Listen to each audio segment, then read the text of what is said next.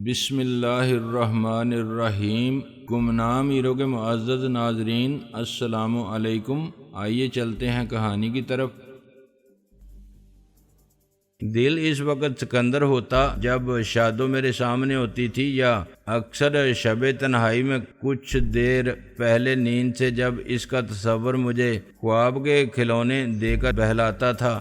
Railway station کے پاس ایک hotel کے باہر فٹ پاتھ پر رئیس نے مجھے بھی روک لیا۔ یار، بڑی ظالم خوشبو آ رہی ہے، چل بیٹھ جا، آج تجھے پراٹھے اور پائے کھلاتے ہیں ناشتے میں۔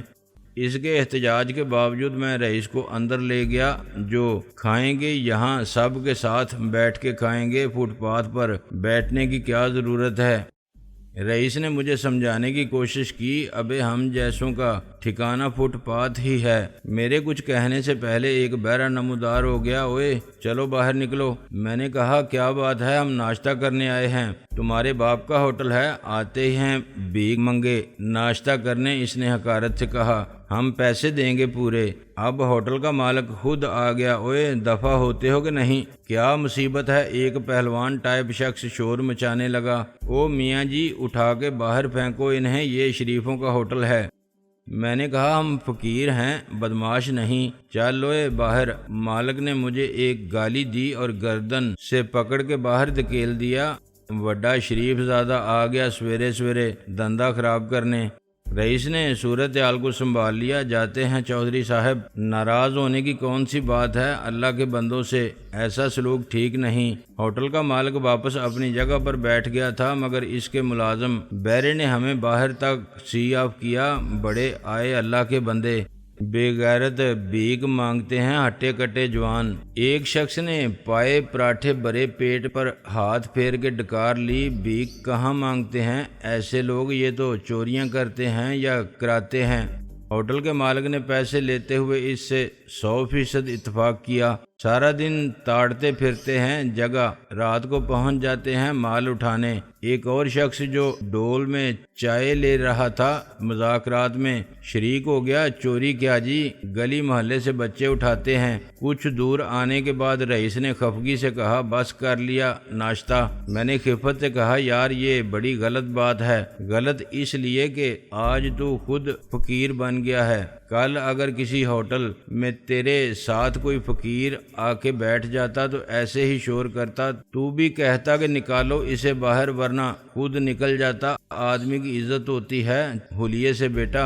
تو نے ٹھیک کہا، میں بھی بس تجربہ کرنا چاہتا تھا، چل اب غصہ تھوک دے، کہیں اور چلتے ہیں۔ چند قدم کے فاصلے پر دوسرا ہوٹل تھا۔ فٹ پاتھ پر بیٹھ کے ہم نے پوریاں اور چھولے کھائے۔ پوریاں بنانے والے کے آس پاس 8-10 افراد باری کے انتظار میں حلقہ بنائے کھڑے ہوئے تھے۔ کسی نے بھی نظر اٹھا کے ہماری طرف نہیں دیکھا۔ ایک فقیر نے حلوائی سے سوال کیا تو اس نے ایک پوری پر تھوڑا سا حلوہ رکھا اور فقیر کو دے دیا۔ فقیر نے عادت کے مطابق اسے دعا دی اور ایک طرف کھڑا ہو کے کھانے لگا۔ وہ بوڑھا اور کمزور تھا، اس کے دانت نہیں تھے اور ہاتھوں میں بھی راشا تھا۔ معلوم نہیں وہ پیدائشی اور پیشہ ور فقیر تھا یا حالات نے اسے گداگر بنا دیا تھا۔ وہ بھوکا تھا اور ندیدوں کی طرح جلدی جلدی کھا رہا تھا۔ پوری ختم کر کے اس نے انگلیوں کو چاٹا اور للچائی ہوئی نظر گرم گرم پوریوں پر ڈالی۔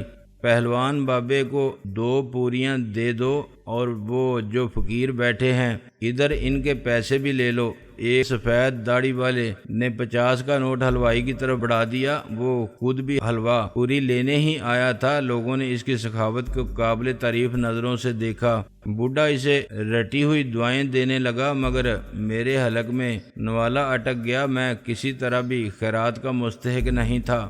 رئیس نے مجھے آنکھ ماری، دیکھا پیارے پیسہ ایک خرچ نہیں ہوا اپنا۔ دراصل آج جمعرات ہے نا، دگنی کمائی ہوتی ہے۔ میں نے کہا یار کتنی غلط بات ہے، نہ جانے کتنے لوگ واقعی مستحق ہوتے ہیں مگر خیرات مل جاتی ہے ہم جیسے لوگوں کو۔ اس شہر میں ہزاروں لاکھوں ایسے ہوں گے جن کو نہ پیٹ بھر کے کھانا نصیب ہوتا ہے، نہ ان کے پاس سر چھپانے کی جگہ ہے، جن کے بچے ننگے پھرتے ہیں اور جو بیماری میں دوا تک نہیں خرید سکتے۔ رئیس نے سر ہلایا۔ ہاں ٹھیک کہتا ہے تو، لاکھوں لوگ ہیں جن کو سب کچھ مل سکتا ہے، اگر وہ بھی ہماری طرح دھندے سے لگ جائیں کیوں نہیں کرتے وہ بھی یہ کام؟ اسے کام کہتا ہے تو؟ ہاں ایک پیشہ ہے یہ بھی، اور جو اس پیشے میں ہیں اچھا کما رہے ہیں، اندازہ ہو جائے گا تجھے بھی۔ ہر شخص اتنا بے غیرت اور بے عزت نہیں ہو سکتا۔ ویسے تو بڑا افلاطون بنتا ہے، مجھے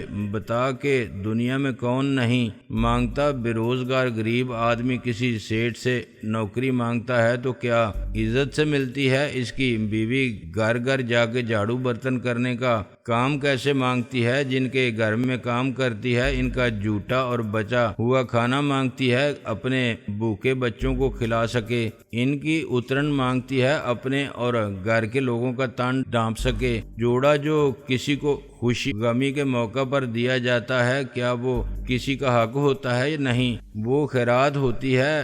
ڈاکیا عیدی مانگتا ہے، بیرا ٹپ مانگتا ہے، چوکیدار انعام مانگتا ہے، پولیس والا رشوت مانگتا ہے، یا جو محنت سے کام کرنے پر بونس مانگتا ہے، کیا یہ ان کا حق ہوتا ہے؟ ابے سب عزت کا بھرم رکھتے ہیں، وہ سب بھی مجبوری میں مانگتے ہیں، بس سب کے سامنے نہیں مانگتے، اور ہم سڑک پر سب کے سامنے ہاتھ پھیلاتے ہیں۔ یہ بڑی ہمت کی بات ہے بیٹے۔ میں نے کہا بکواس مت کر، جو محنت سے حق حلال کی روزی نہ کماتا ہو وہ ایسی باتیں کرتا ہے۔ محنت کا تو ایک دن میں پتہ چل جائے گا تجھے کہ کتنی ہوتی ہے۔ سارا دن سردی گرمی دھوپ اور بارش میں کھڑے رہنا، اس کے اور اس کے پیچھے بھاگنا، صرف 4 آنے یا 8 آنے کے لیے جھڑکیاں اور گالیاں سننا، یہ وردی پہن کے اور چوک میں کھڑے ہو کے سیٹیاں بجانے، کسی موٹر سائیکل والے یا رکشہ ٹیکسی کو روک کے ان کی جیب سے 10-20 روپے نکالنے سے کہیں زیادہ مشکل اور محنت کا کام ہے۔ میں نے برہمی سے کہا بلا وجہ ناجائز کو جائز مت ثابت کر، تیری دلیل سے حرام کبھی حلال نہیں ہوگا۔ دیکھ ناصر، تیری واقعی کوئی مجبوری نہیں، مگر یہ جو باقی فقیر ہیں نا، ان کی اکثریت شاہ جی جیسے لوگوں کے ہاتھوں یرغمال ہے۔ ویسے بھی ان کے لیے یہ ایک پیشہ ہے، اس میں عزت غیرت کا کیا سوال؟ پیشہ طوائف بھی کرتی ہے دنیا، جو چاہے کہے، اسے کوئی برائی کا احساس نہیں ہوتا، ساری بات احساس کی ہے۔ چور ڈاکو بھی ہماری طرح بدنام ہیں، ورنہ یہ جو سالے اسمگلر ڈیوٹی چراتے ہیں، تاجر جو انکم ٹیکس چوری کرتے ہیں، اور کارخانوں کے مالک جو بجلی چراتے ہیں، ٹھیکیدار اور ملک کے خزانے کو لوٹنے والے ڈاکو۔ میں نے کہا بس کر، بہت سنی ہیں یہ باتیں میں نے۔ اس نے ایک ٹھنڈی سانس لی۔ میرا مطلب تھا پیارے، 2-4 دن کی بات ہے، کل پرسوں تک تو عادی ہو جائے گا، تجھے بھی احساس نہیں رہے گا کہ تو کوئی غلط کام کر رہا ہے۔ دیکھ رئیس، میں یہ کام نہیں کر سکتا، میں نے یہ فقیرانہ زندگی شادوں کی ضد پر قبول کی ہے، مگر میں بھیک نہیں مانگوں گا، پھر شاہ جی کو کیا دے گا؟ صدقہ چاہیے نا، اسے مل جائے گا۔ میں نے کہا مجھے بتا کہ آج پہلے دن میں اسے کتنا دوں کہ وہ خوش ہو جائے؟ رئیس نے سوچ کے کہا ویسے تو پہلے دن 10-20 دینے والے کو بھی استاد کچھ نہیں کہتا، ٹریننگ کے بعد 150-200 سے کم ہوں تو خفا ہوتا ہے۔ ٹریننگ؟ اس نے کوئی اسکول کھول رکھا ہے کیا؟ ابے اسکول نہیں، کالج۔ رئیس ہنسا۔ تو بھی جائے گا وہاں، مگر پہلے ذرا یہ دنیا دیکھ لے یار رئیس، تو جانتا ہے میں اس دنیا میں رہنے والا نہیں ہوں، میں تو آیا ہوں شادوں کو یہاں سے اپنے ساتھ دوسری دنیا میں لے جانے کے لیے، کیا سمجھا؟ اس نے زور سے کہا انا للہ و انا الیہ راجعون، اور ہنس پڑا۔ میں نے کہا یہ مذاق نہیں، میرے اور شادوں کے خوابوں کی دنیا بڑی انوکھی ہے اور الگ ہے اس دنیا سے۔ ہاں تیرا تو مجھے پتا ہے، تو وزیر اعظم بننا چاہتا ہے، وہ کیا بننا چاہتی ہے؟ یہی تو مشکل ہے میرے لیے، دنیا میں ناممکن کچھ بھی نہیں یار، آخر وزیر اعظم بھی 2 کانوں 1 ناک اور 2 آنکھوں والا میرے تیرے جیسا انسان ہی ہوتا ہے نا، سینگ تو نہیں ہوتے اس کے سر پر۔ مگر سچی بات تو یہ ہے کہ وہ بچپن کی ناسمجھی تھی، اب اگر مجھے موقع ملے۔ رئیس کا ہنس کے برا حال ہو گیا۔ ضرور ملے گا تجھے موقع۔ میں نے کہا فرض کر یار کوئی ایسی بات ہو جائے، تقدیر اپنی مہربان ہو جائے، یا بس خدا بندے سے خود پوچھے بتا تیری رضا کیا ہے، تو میں کہوں گا کہ مجھے کچھ بھی بنا دیں، ڈاکٹر عبدالسلام جیسا سائنسداں فیض جیسا شاعر، مگر مجھے وزیر سفیر صدر کچھ نہیں بننا، سیاست نہیں کرنی مجھے۔ اور شادو کیا چاہتی ہے؟ اس نے سنجیدگی سے کہا۔ وہ بس مجھ سے شادی کرنا چاہتی ہے، اور پتہ نہیں اگر اس کے دل میں کچھ ہے تو وہ پڑھنا بھی چاہتی ہے۔ رئیس نے ایک آہ بھری۔ جا یار، تو بھی کیا یاد کرے گا کہ کس سخی سے پالا پڑا تھا ہم نے۔ شادو تجھے دی، اس کی محبت بھی دی، ہم یار ہیں، تیرے رقیب نہیں ہو سکتے، تم دونوں ایک دوسرے کے لائق ہو، رب نے ملایا ہے تمہیں، رب کی رضا، محبوب کی رضا، یار کی رضا، ان کے سامنے اپنی رضا کیا چکور کبھی چاند تک نہیں پہنچ سکتا۔ مگر دیکھ یار، بڑی قیمتی چیز دی ہے میں نے تجھے، اسے سنبھال کے رکھنا، ایسا نہ ہو تو اسے کھو دے، ضائع کر دے یا کسی اور کو دے دے۔ تو پاگل ہوا ہے؟ وہ بولتا رہا۔ کل جب تیری گھر والی بنے گی نا، تو اپنی بھابھی ہوگی، اپن ہو جائیں گے جیٹھ جی۔ میں نے کہا رئیس تو ہمارے ساتھ چل۔ تمہارے ساتھ نہیں ناصر، اپن اسی دنیا میں خوش ہیں، تم دونوں یہاں خوش نہیں ہو، تم جاؤ اپنی خوشی کی تلاش میں، اللہ کرے تمہیں اپنی دنیا میں خوشی ہی خوشی ملے۔ مجھے ایسا لگا جیسے وہ رو پڑے گا، یہ بڑی مضحکہ خیز بات تھی۔ ابھی میں نے شادو کے ساتھ جانے کا اور شادو نے میرا ساتھ دینے کا ارادہ ظاہر کیا تھا، وہ شادی اور بچوں تک پہنچ گیا تھا، جیسے سب طے ہے، وہ واقعی اپنے جذبات کی اور اپنی حسرتوں کی قربانی دے رہا تھا۔ اس کا دل بہت بڑا تھا، میں اس کا مذاق بھی اڑا سکتا تھا کہ سالے رئیس خبیث، ذرا صورت دیکھ آئینے میں، شادو کی محبت میں پتہ نہیں تیرے جیسے کتنے دیوانے ہیں، اس کی محبت صرف مجھے حاصل ہے، تو مجھے کیا دے گا کنگلے فقیر۔ مگر میں جانتا تھا کہ وہ سچ بول رہا ہے، اس کا عشق بھی سچا تھا اور اس کی دوستی بھی سچی تھی۔ موضوع بدلنے کے لیے میں نے کہا چل اب اٹھ، کہیں چل کے چائے پیتے ہیں۔ وہ میرے ساتھ چلنے لگا۔ یہ مت بھولنا بیٹے کہ شاہ جی کو پتہ چل گیا تو تم دونوں کی لاش بھی نہیں ملے گی، اور جلدی مت کرنا۔ میں نے کہا تو فکر مت کر، میں پکا بندوبست کروں گا۔ پہلے جوہڑ والے چوک کے پاس ہم پھر بیٹھ گئے، وہیں ایک شخص ریڑھی پر چائے بنا رہا تھا۔ رئیس نے کہا یہ ہے تیری جگہ پیارے۔ میں نے کہا تیری جگہ کون سی ہے؟ وہ بولا ہم انسپیکٹر ہیں، گھوم پھر کے دوسرے کام کرتے ہیں جو استاد نے مجھے سونپ رکھے ہیں، بھروسے کا آدمی سمجھ کے میں دیکھتا ہوں کون اپنی جگہ ہے اور کون نہیں ہے، تھانوں میں نذرانے پہنچاتا ہوں، کوئی چکر میں آ جائے تو اسے چھڑاتا ہوں۔ آج سالے فیقے کو دیکھنے جانا ہے، مگر استاد نے کہا ہے کہ ابھی اس کو اندر رہنے دو، ہفتہ بھر اس کے بعد دیکھی جائے گی۔ سنا ہے صدر بازار کے ٹھیکیدار سے بات ہو گئی ہے۔ کیا مطلب فیقے کا سودا ہو گیا ہے؟ ہاں سودا ہی سمجھ لے، فیقہ اس علاقے میں رہنا چاہتا ہے، مجھے تو یہ بھی کوئی لونڈیا کا چکر لگتا ہے۔ اس نے استاد سے خود فیقے کو مانگا، ایک نمبر کا حرامی مگر صورت شکل کا اچھا ہے۔ ایک بار تو بچ گیا بال بال۔ ادھر مغل پورے میں کوئی ملنگ فقیر تھا، پولیس کے ساتھ مل کے سٹا چلاتا تھا، وہ پکڑا گیا اور اسے ہو گئی جیل۔ یہ سالہ فیقہ اس کے گھر میں رہنے لگا اور اس کی گھر والی کو اپنی گھر والی سمجھ کے عیش کرتا رہا۔ اسے پتہ نہیں تھا کہ 6 مہینے کے لیے جیل جانے والا آ جائے گا۔ 3 مہینے میں وہ اچانک گھر آیا تو وہاں ڈرامہ ہی دوسرا چل رہا تھا۔ فیقہ تو بھاگ گیا، اس فقیر نے اپنی گھر والی کو ذبح کر دیا، 2 بچے تھے انہیں بھی کاٹ کے پھینک دیا کہ یہ بھی میرے نہیں ہو سکتے، اور پہنچ گیا واپس تھانے۔ 2 سال بعد اسے پھانسی ہو گئی۔ میں یہ لرزہ خیز واردات عشق سن کے لرز گیا۔ شاہ جی نے کچھ نہیں کہا فیقے سے؟ نہیں، وہ آپس کے معاملات میں دخل نہیں دیتے۔ مجھے کچھ ایسا بھی پتہ چلا ہے کہ ٹھیکیدار کی اپنی بیٹی ہے، وہ فیقے سے اس کی شادی کرنا چاہتا ہے۔ تیرا اور شادو والا معاملہ ہے، فیقہ خود ٹھیکے دار بننے کے خواب دیکھ رہا ہے، اس کے بدلے ٹھیکیدار شاہ جی کو گارنٹی والا بندہ دے رہا ہوں۔ گارنٹی والا؟ ہاں، 1 کے 5 دینے کی گارنٹی ہے۔ فیقہ 100 دیتا تھا تو وہ 500 دے گا۔ کوئی پیدائشی معذور ہے، بنایا ہوا نہیں ہے۔ میرا دماغ چکرانے لگا۔ شاہ جی معذور بناتا بھی ہے؟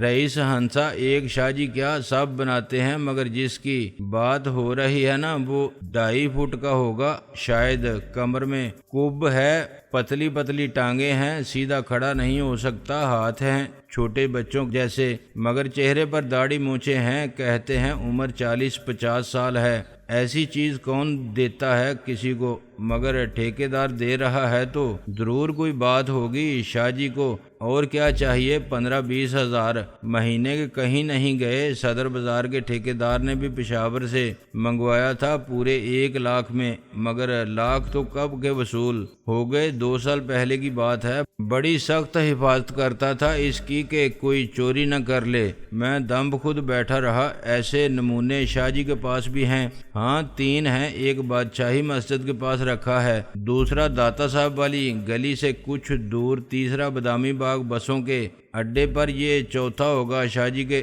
لاکھ روپے مہینہ پکے، باقی سب میرے تیرے جیسے مل کے 1-1 لاکھ کرتے ہوں گے۔ میں بونچکا رہ گیا۔ یعنی 2 لاکھ کی آمدنی ہے ماہانہ شاہ جی کی؟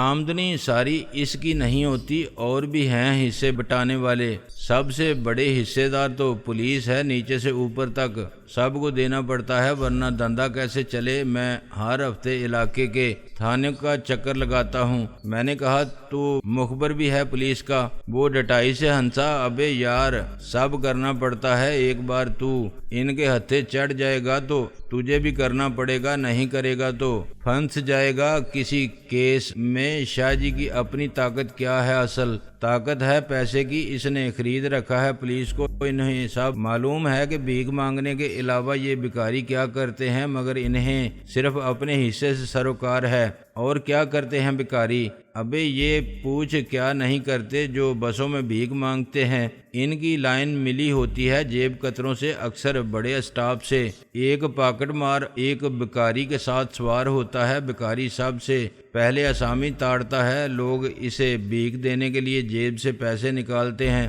اس سے پتہ چل جاتا ہے کہ رقم پتلون کی کس جیب میں ہے، قمیض کی اوپر والی جیب میں ہے یا سائیڈ کی پاکٹ میں۔ پھر رقم کا بھی اندازہ ہو جاتا ہے، کیونکہ بھکاری کو ملتا ہے زیادہ سے زیادہ 1 روپیہ۔ 1 کا نوٹ بڑے نوٹوں کے درمیان ہوتا ہے، 100, 50, 10 اور 5 کے نوٹوں کے بیچ میں، یا پھر بھیک دینے والا پرس نکالتا ہے، پاکٹ مار دیکھ لیتا ہے کہ بٹوا کہاں ہے اور اس کی صحت کیسی ہے۔ اس بھکاری کا کام آسان ہو جاتا ہے۔ پھر کبھی ہاتھ کی صفائی دکھانے کے بعد کسی کو شک ہو جائے یا کوئی پکڑے تو جیب کترا فوراً بٹوا بھکاری کے حوالے کر دیتا ہے۔ وہ کیسے لوگ دیکھتے نہیں؟ ابے یہ سارا کھیل ہی ہاتھ کی صفائی کا ہے۔ بعض اوقات اندازہ غلط ہو جاتا ہے تو پاکٹ مار خود کو بچاتا ہے، وہ بٹوا بھکاری کو ایسے پاس کر دیتا ہے کہ کسی کو پتہ نہیں چلتا۔ وہ بٹوا نیچے گراتا ہے اور پاؤں کی ٹھوکر